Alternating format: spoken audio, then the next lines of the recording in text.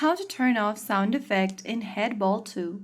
Hi everyone, welcome back to Tech for Gamers. If you're annoyed with game sounds or trying to make your gameplay more peaceful in Headball 2, then here is how you do it. First of all, launch open Headball 2 game on your device. Once you're inside this homepage or the lobby screen, go to the upper right corner and tap on the drop down in green. Now click on the gear button from the right hand corner.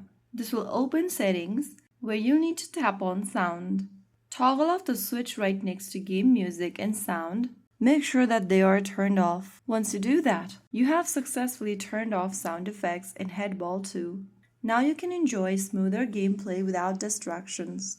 If you found the video helpful, don't forget to like, share, and subscribe to our channel. I will see you again in the next video. Thank you for watching.